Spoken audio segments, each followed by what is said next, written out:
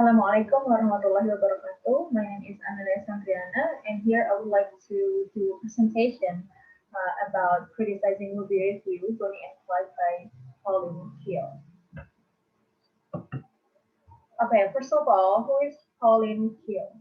So Pauline Kael was born on June 19, 1919, and was dead on September 3, 2001.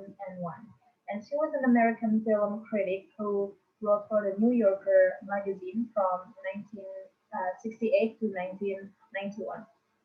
Known for her witty, biting, and highly opinionated and sharply focused reviews, and Kael's opinions often ran contrary to those of her contemporaries. In 1968, shortly after the publication of a review of Bonnie and Clyde, she became the magazine's film critic, and while at the New Yorker, Kael wrote hundreds of current cinema columns and as well as many shorter film reviews, and she was the author of 13 books, including I Lost It at the Movies, Kiss Bang Bang, Deeper into Movies, which won the 1974 National Book Award, and 5001 Nights at the Movies. Okay, next, I would like to criticize the review of Bonnie and Clyde movie written by Pauline Kael.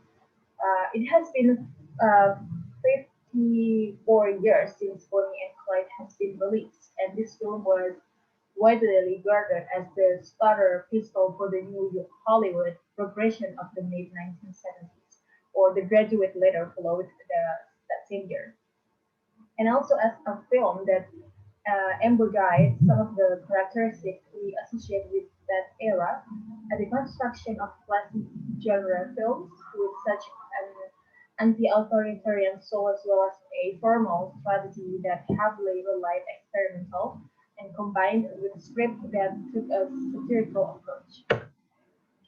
It is a fantastic film with an even better storyline, and this is something that you should learn more about. But in this presentation, this is not about the movie, it is about the review of it.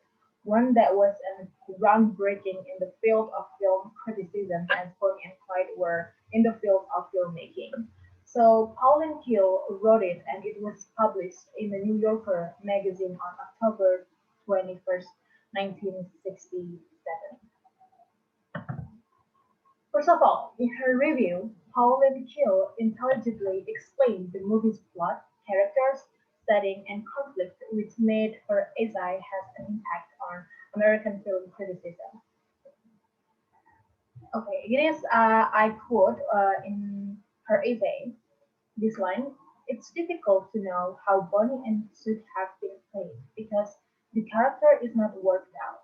Here the script seems weak. She is made too warmly sympathetic and sympathetic in a style that antedates the style of the movie. Being frustrated and moody, she is not funny enough, neither ordinary, which in the circumstances would be comic, nor perverse, which might be rather funny too. Her attitude toward her mother is too loving.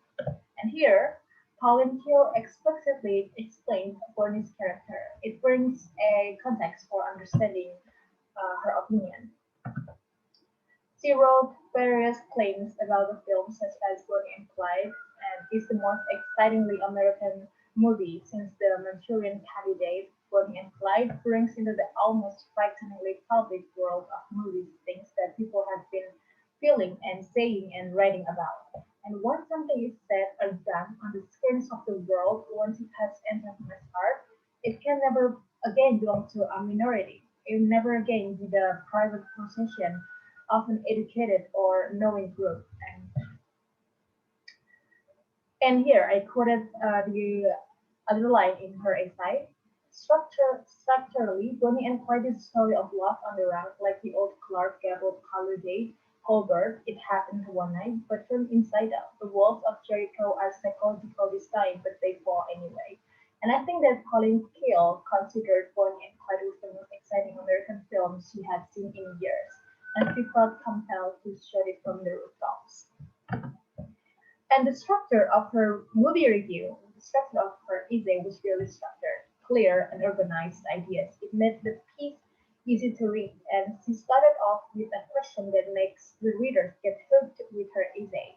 Then she continued by praising the movie, explaining the characters, comparing with other movies, and most of the audience think that this movie is about violence. But Pauline Kael was able to alter our emotions and expectations to violence, to sexuality, and especially the humor.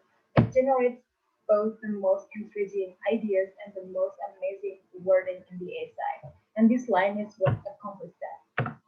This Bonanza keeps the audience in a kind of eager and nervous imbalance, holds our attention by throwing our disbelief back in our faces. To be put on the spot, put on the stage, made the stooge in a comedy act. People in the audience at the Bonnie side are laughing, demonstrating that they are not stooges, that they appreciate the joke when they catch the first bullet right in the face. The movie keeps them off balance to the end. And during the first part of the picture, a woman in my row was gleefully assuring her companions it's a comedy. It's a comedy. After a while, she didn't say anything instead of the movie spook, which tells the audience that it doesn't need to feel or care, that it is all just in fun, that we were only kidding. And Bonnie and Clyde distracted us with, and we thought we were only kidding. Colin Kael's work was many things, but it was never quick and easy. Like she grappled with wonderful ideas, endless questions regarding the position of the artist, the audience, as well as the critic, and their relationship to one another. And even films she adored also seems to have flaws, and even films she loved may have had a disinterment or even an nice line worthy of note. Okay, and one of the things that I admire or I can learn from this movie review is that Pauline Kael addressed us as her equal moviegoers, outsiders in the darkness, and presumably seeking the same things as she did, like masterpiece, compassion, sincerity, or missing all of that, perhaps even more, a better time. Her review seems to assume that her readers are at least as intelligent as she is. Okay, that's all for my presentation. Thank you for watching.